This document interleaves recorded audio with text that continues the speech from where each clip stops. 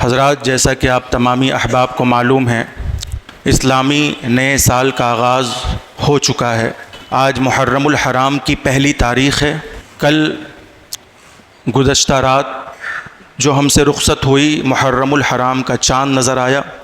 ہم سب دعا کریں کہ اللہ پاک اس نئے اسلامی نئے سال کو ہمارے ملک بھارت کے لیے اور تمام عالم اسلام کے لیے امن و امان والا سال بنا دے، آمین ثم آمین۔ صحابہ کرام رضوان اللہ علیہم اجمعین کا طریقہ ہے کہ جب نئے مہینے یا نئے سال کا چاند دیکھتے تھے تو آپس میں ایک دوسروں کو سکھاتے تھے اور اس طرح سے دعا پڑھتے تھے۔ آپ میرے ساتھ شریک ہو جائیں۔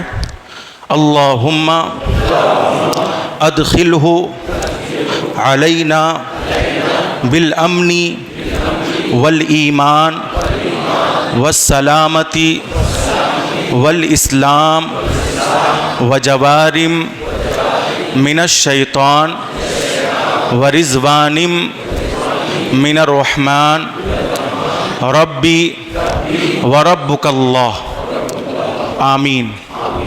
یہ محرم الحرام ہے۔ 1447 ہجری میں ہم سب داخل ہو چکے ہیں۔ کسی چیز کا حرام ہونا دو وجہوں سے ہے۔ کسی چیز کا حرام ہونا دو وجہوں سے ہے۔ یا تو وہ چیز نجاست اور ناپاکی کی وجہ سے حرام ہوتی ہے، یا پھر وہ چیز تکریم و تحریم، عزت و حرمت کی وجہ سے حرام ہوتی ہے۔ مثال کے طور پہ خنزیر کا گوشت، بولیے سب مل کر، حرام ہے۔ کیا ہے؟ تو خنزیر کا گوشت حرام کیوں ہے؟ اور یہ محرم بھی حرام ہے۔ تو وہ خنزیر کا گوشت حرام اس لیے ہے کہ اس میں نجاست ہے، ناپاکی ہے، نحوست ہے، اس وجہ سے وہ کیا ہے؟ حرام ہے۔ اور یہ محرم کا مہینہ حرام کیوں ہے؟ اس لیے کہ یہ عزت والا، احترام والا، حرمت والا، تکریم والا، تعظیم والا، بزرگی والا مہینہ ہے۔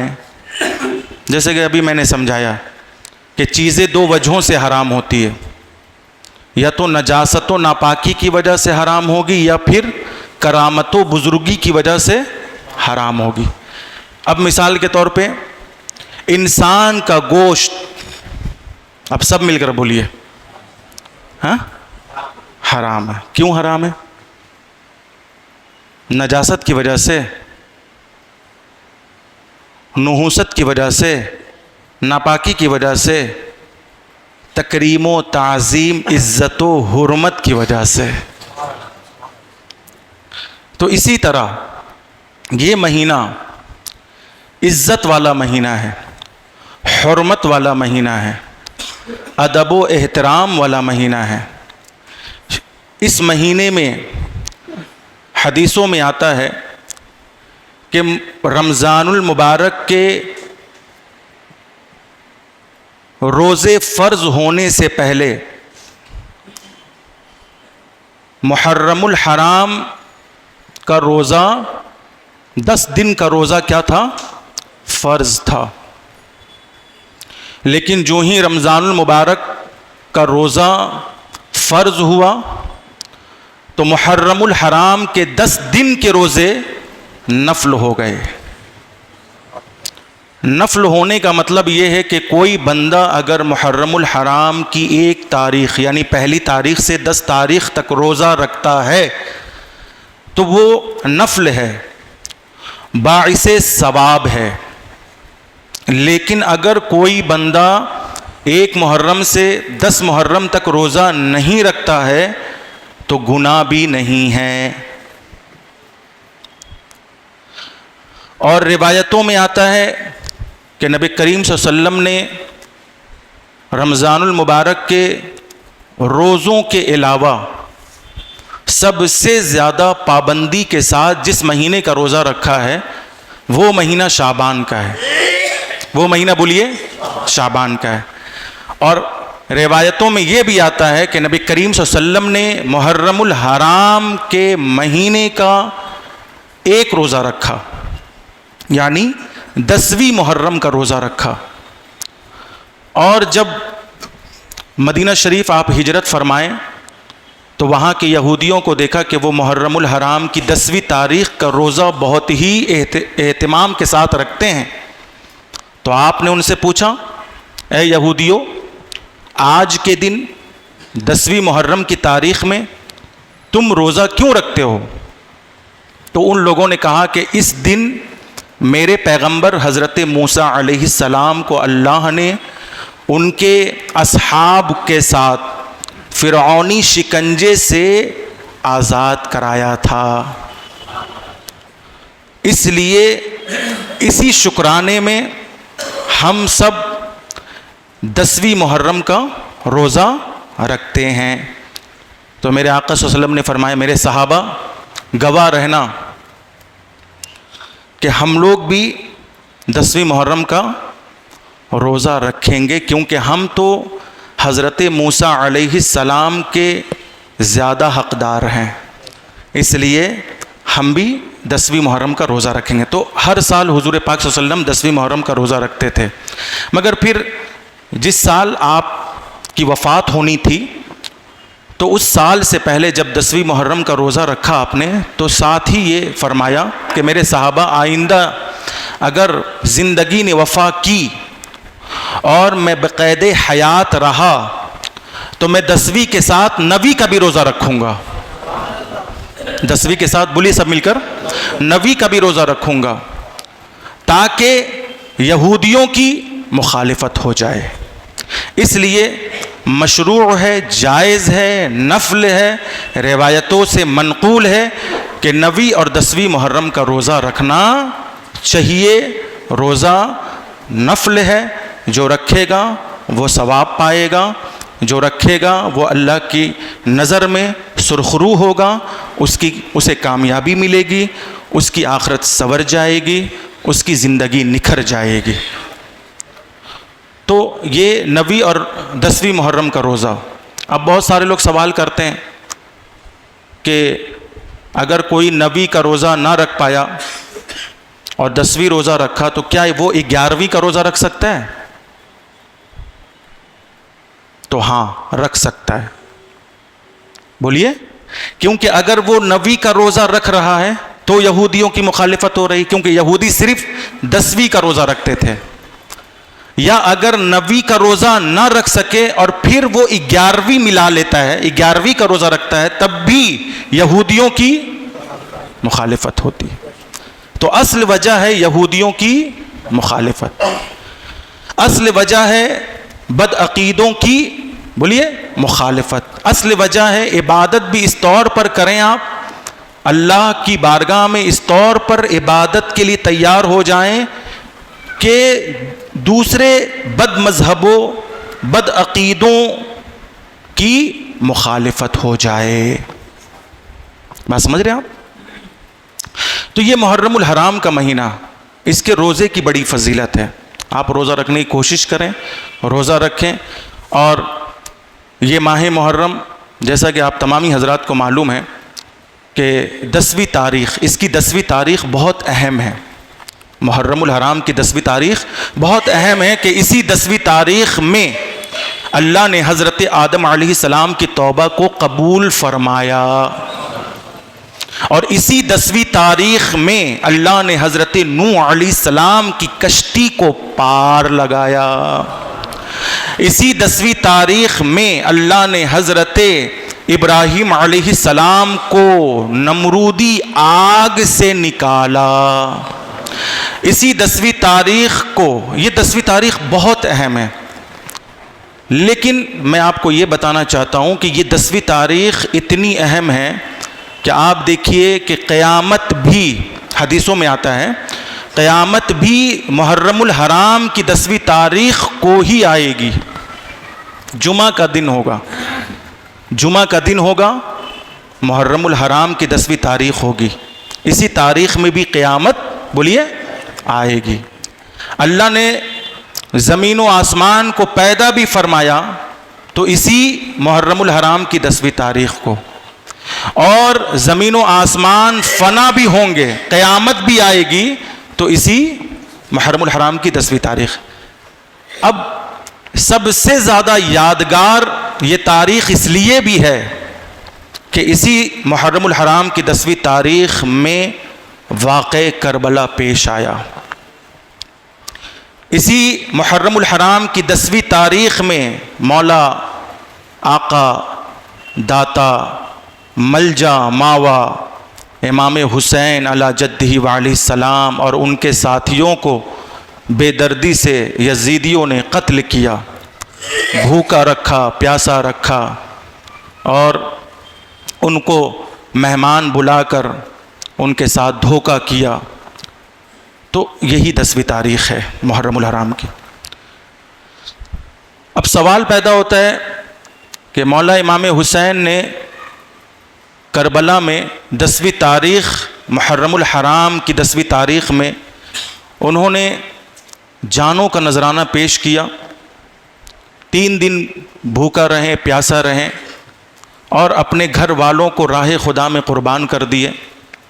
آخر یہ سب انہوں نے کیوں کیا تھا؟ تو ظاہر سی بات ہے مولا امام حسین مدینے سے مکہ اور مکہ سے کربلا صرف شریعت کی بقا اور شریعت کے تحفظ کے لیے آئے تھے، حکومت کے لیے نہیں آئے تھے، اقتدار کے لیے نہیں آئے تھے، تخت و تاج کے لیے نہیں آئے تھے، کرسی کے لیے نہیں آئے تھے، دولت و شہرت کے لیے نہیں آئے تھے. صرف کس کے لیے آئے تھے؟ سب مل کر بولیے. شریعت کے لیے آئے تھے، شریعت کی بقا کے لیے آئے تھے، شریعت کے تحفظ کے لیے آئے تھے، اسلام اور دین کو جو ہے اسلام اور دین کی تبلیغ کے لیے آئے تھے، امت کے لیے آئے تھے، دین کے لیے آئے تھے. مگر آپ ذرا غور فرمائیں کہ مولا امام حسین علیہ جدہ علیہ السلام، ان کے گھر والوں نے، ان کے ساتھیوں نے، 72 شہدائے کربلا نے ظالم کی آنکھوں میں آنکھیں ڈال کر اسلام اور دین کا پرچم لہرا دیا. شریعت کی بقا اور تحفظ کے لیے انہوں نے اپنی جان کا نذرانہ پیش کر دیا، مگر شریعت پر آنچ نہیں آنے دیا. شریعت پھل رہی ہے، پھول رہی ہے، اور انشاءاللہ ہم لوگ آج ہے، کل نہیں رہیں گے، مگر یہ شریعت کل بھی رہے گی. تو آپ دیکھیں کہ امام حسین کی نظر میں 72 شہدائے کربلا کی نظر میں صرف اور صرف شریعت تھی. شریعت کے خلاف کوئی کام نہ ہو، بس ان کا یہی ایک ہدف تھا، ان کا یہی نظریہ تھا کہ کہیں بھی شریعت کے خلاف کوئی کام نہ ہو. نمازیں پڑھی جائیں، روزہ رکھا جائے، مالک نصاب ہیں تو زکوٰۃ دیں، خانہ کعبہ کا طواف کریں، اللہ اس کے رسول کا ذکر کریں، بڑوں کا ادب کریں، چھوٹوں پر شفقت کریں، پڑوسیوں کے ساتھ احسان کریں، اچھے برے میں تمیز رکھے، ایک مسلمان دوسرے مسلمان کا دل نہ دکھائے، نہ انہیں ستائے، نہ ان پر عیب لگائے، نہ ان کو پر جو ہے کوئی کسی طرح کا الزام اور بہتان تراش کرے. یہی مقصد تھا نا مولا امام حسین کا. شریعت کے لیے کھڑے ہو گئے، شریعت کے لیے انہوں نے گھر بار لٹا دیا، شریعت کے لیے انہیں جان تک دے دی، شریعت کے لیے کربلا بپا ہو گیا. صرف کس کے لیے ہوا؟ سب مل کر بولیے بھائی، ایک آواز میں بولیے، کس کے لیے کیا انہوں نے؟ صرف کس کے لیے؟ شریعت کے لیے. اس لیے آج بھی مولا حسین کی روح ان کے 72 جانثار شہدائے کربلا کی روحیں چیخ چیخ کر امت سے کہہ رہی ہے، مطالبہ کر رہی کہ ہم نے تو شریعت کے لیے جان تک دے دی، تم نے شریعت کے لیے کیا کیا ہے؟ تم نے دین کے لیے کیا کیا ہے؟ ہم نے تو یزیدیوں کے ستم سہیں، ہم نے تو یزیدیوں کے ظلم سہیں، ہمارے بچے قتل ہوئے، ہمارے بھائی کو مار دیا گیا، ہمارے دوستوں کو بے دردی سے قتل کیا گیا، ہم نے بھوکا پیاسا رہ کر صرف امت کی خاطر، شریعت کی بقا کے لیے، شریعت کے تحفظ کے لیے ہم نے تو سب کچھ قربان کر دیا، اور ہم اللہ کی راہ میں مقبول بھی ہو گئے، اور ہم اللہ کی بارگاہ میں محبوب بھی ہو گئے۔ لیکن اے میرے نانا کی امت، تم کیا کر رہے ہو؟ آپ دیکھو ذرا پیارے، سینے پہ ہاتھ رکھ کر سوچو ذرا، جس محرم الحرام کے مہینے میں مولا امام حسین اور ان کے خانوادوں نے اور ان کے دوستوں نے شریعت کے لیے سب کچھ قربان کر دیا، اسی محرم الحرام کے مہینے میں آپ غور فرمائیں، سب سے زیادہ شریعت کے خلاف ورزی اور شریعت کے خلاف کام ہوتا ہے، سب سے زیادہ شریعت کی پامالی ہوتی ہے۔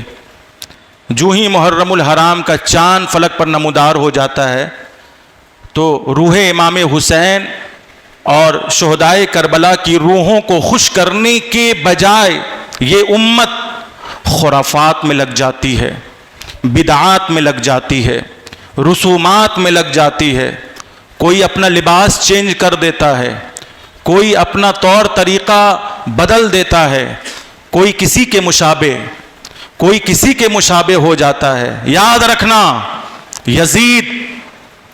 یزید اپنی کوشش سے بنتے ہیں، حسین خود نہیں بنتے، خدا بناتا ہے۔ اسی لیے میرے بھائیوں، اس محرم الحرام کے مہینے میں کچھ بھی ہو جائے، لباس چینج مت کرنا، کچھ بھی ہو جائے غیروں کا طریقہ مت اختیار کرنا، کچھ بھی ہو جائے محرم کا تماشا سڑکوں پر مت بنانا، کچھ بھی ہو جائے۔ کیا آپ قرآن پڑھیں گے روح حسین راضی نہیں ہوگی؟ کیا آپ کی نماز سے روح حسین راضی نہیں ہوں گی؟ کیا آپ کے صدقات و خیرات اور سخاوتوں سے روح حسین راضی نہیں ہوں گی؟ کیا آپ اسلامی نئے سال کا چاند دیکھ کر اگر دل سے توبہ کر لیں گے کہ اللہ اس سال کوئی گناہ نہ کریں گے، کوئی خطا نہ کریں گے، کسی کا دل نہیں دکھائیں گے، ہم نماز کی پابندی کریں گے، ہم روزہ بھی رکھیں گے، زکوٰۃ بھی دیں گے، حج بھی کریں گے، اپنی ذات، اپنی تعلیمات، اپنی بات سے کسی کا دل نہیں دکھائیں گے، تو کیا روح حسین راضی نہیں ہوں گی؟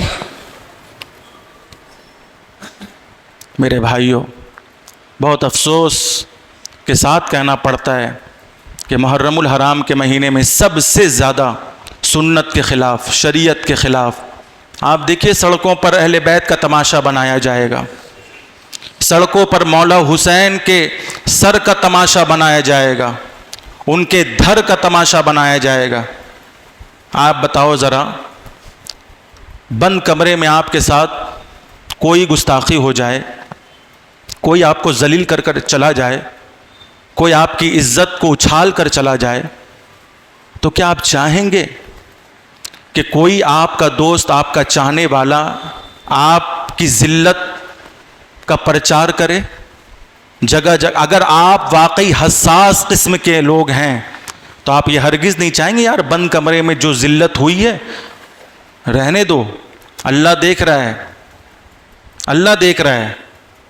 اب آپ یہ چاہیں گے کہ اپنی ذلت کا رونا ہر جگہ روئیں گے، یا آپ کے دوست اگر اس ذلت کا پرچار میں لگ جائیں گے، ارے فلاں نے تو فلاں کو بڑا ذلیل کیا، فلاں نے تو فلاں کو مار دیا، فلاں نے تو فلاں کو کالر پکڑ لیا، جبکہ یہ سب لوگ نہیں جان رہے، 2-4 لوگ جان رہے ہیں، مگر سب لوگوں کو کون جنوا رہا ہے؟ جو آپ کا بظاہر دوست ہے، ظاہر میں جو آپ سے محبت کا دکھاوا کرتا ہے، جو ظاہر میں آپ سے وفا کا دکھاوا کرتا ہے، وہ پرچار کر رہا ہے جگہ جگہ، وہ کر رہا ہے نا. اب بتاؤ جو لوگ ظاہر میں، ارے اتنی زور سے کیوں، دھیرے دھیرے دھیرے دھیرے، تو جو لوگ ظاہر میں محبت کا دکھاوا کرتے ہیں، آج بھی اہل بیت اطہار، پنجتن پاک، مولا امام حسین، ان کے گھر والوں سے، شہدائے کربلا سے ظاہر میں محبت کا دکھاوا کرتے ہیں، ایسے ہی لوگ شہدائے کربلا کا سڑکوں پر تماشا بناتے ہیں، سڑکوں پر تماشا بناتے ہیں. اس لیے میرے بھائیوں، سڑکوں پر تماشا بنانے کے لیے کربلا بپا نہیں ہوا ہے. کربلا بپا صرف اس لیے ہوا ہے کہ آپ شریعت پر عمل کریں. شریعت پر عمل کرنے کے لیے کربلا بپا ہوا ہے. قرآن پڑھنے اور پڑھانے کے لیے کربلا بپا ہوا ہے. ظلم کو روکنے کے لیے کربلا بپا ہوا ہے. ظالم کی آنکھوں میں آنکھیں ڈال کر انصاف کا مطالبہ کرنے کے لیے کربلا بپا ہوا ہے. کسی کو دکھ اور کسی کو درد دینے کے لیے کربلا بپا نہیں ہوا ہے، بلکہ کسی کے درد پر مرہم پٹی کرنے کے لیے، بولیے، کربلا بپا ہوا ہے. اس لیے اس محرم الحرام کے مہینے میں آئیں، اسلامی نیا سال ہے اور ہم سب اللہ کی بارگاہ میں رجوع ہوں اور دعا کریں، اے اللہ یہ سال ہم نماز میں گزاریں گے، یہ سال قرآن کی تلاوت میں گزاریں گے. اے اللہ اس سال ہم اپنے اعمال خیر اور نیک عمل کے ذریعے روح حسین کو راضی کریں گے. اے اللہ شہدائے کربلا کو راضی کریں گے. اس لیے آئیے، اگر آپ چاہتے ہیں کہ شہدائے کربلا، روح حسین، اہل بیت اطہار، پنجتن پاک، صحابہ کرام، غوث و خواجہ آپ کے عمل سے راضی ہوں، تو آپ قرآن کی تلاوت میں لگ جائیں، نماز کی پابندی میں لگ جائیں، اچھے اچھے کاموں کی جو ہے کوشش میں لگ جائیں، تو انشاءاللہ آپ سے اہل بیت بھی راضی ہوں گے، آپ سے مولا حسین بھی راضی ہوں گے، آپ سے شہدائے کربلا بھی راضی ہو جائیں گے. اور یاد رکھنا کہ حسین سے اللہ راضی ہے، اس لیے اب جس سے حسین راضی ہوگا اس سے خدا راضی ہوگا، اس سے خدا راضی ہوگا. اس لیے آئیے ہم زیادہ سے زیادہ کوشش کریں گے کہ جو مثال کے طور پہ اب اس مہینے میں زیادہ دیکھیں گے آپ، 2 طرح کے گروپ باہر نکلیں گے، ایک لال کپڑا پہن کر اور ایک کالا کپڑا پہن کر، ہے نا، اس مہینے میں زیادہ سے زیادہ. ارے بھائی آپ کو مولا حسین سے اتنی محبت کہ آپ نماز چھوڑے، منہ بنائیں، اپنی گلی اور سڑکوں کے پاس بیٹھے ہوئے ہیں تاکہ 10 لوگ آ کے پوچھے تم کو حسین کا غم ہے نا، تم کو محرم کا غم ہے نا. آپ کو اتنی محبت کب سے ہو گئی ان کے گھر والوں سے کہ اپنا حلیہ بگاڑ لیتے محرم کے مہینے میں، پھٹا پرانا کپڑا پہن لیتے، کالے لباس، لال لباس پہن لیتے ہیں، کڑا سڑا پہن لیتے ہیں، کھرون پہن لیں گے یا ننگے پیر نکل جائیں گے اور 10 لوگوں کو دکھائیں گے منہ بنا کر. اب لوگ پوچھیں گے ہاں یہ مولائی ہے، یہ بڑا حسین کا شیدائی ہے، یہ اہل بیت کا بڑا دیوانہ لگتا ہے. نماز پڑھنے سے نہیں ہوگا؟ بولیے، روزہ رکھنے سے نہیں ہوگا؟ ذکر شہادت سننے اور سنانے سے کام نہیں چلے گا؟ ضروری ہے کہ گلی اور سڑکوں پر بیٹھ جاؤ اور اہل بیت کا جو ہے ماتم کرو اور اہل بیت کا تماشا بناؤ؟ ضروری ہے. کیا ایک سچے نمازی سے زیادہ آپ کو محبت ہے مولا حسین سے؟ ایک اچھے حاجی سے زیادہ آپ کو محبت ہے مولا حسین سے؟ کیا ان کے گھر والوں سے زیادہ آپ کو محبت ہے مولا حسین سے؟ ان کے گھر والے بھی تو ہیں اس روئے زمین پر. یہی تو کربلا کا فلسفہ ہے، جو اللہ کی راہ میں کٹتا ہے وہی بڑھتا ہے. آج پورے روئے زمین پر سب سے زیادہ اگر کسی کا خاندان آباد ہے تو وہ حسین کا خاندان ہے. کیا ان سے زیادہ آپ کو محبت ہو گئی؟ اسی لیے یہ نوٹنکی اور یہ سب اپنے پاس رکھیے، اللہ کی بارگاہ میں آئیے، توبہ کیجیے اور ٹن سنی بن جائیے، سنی رہیے۔ جس طرح یزید لوگ کوشش سے بنتے ہیں نا، ویسے ہی آج کل کے زمانے میں رافضی اور خارجی لوگ کوشش سے بن رہے ہیں، ورنہ سنی تو خدا بناتا ہے، سنی تو بولیے خدا بناتا ہے۔ آئیے ہم سب اپنے مذہب پر رہیں، مسلک پر رہیں، اللہ کی بارگاہ میں دعا کریں، صدق دل سے پڑھے استغفر اللہ ربی من کل ذنب اذنبتہ واتوب الیہ لا الہ الا اللہ محمد رسول اللہ صلی اللہ علیہ وسلم۔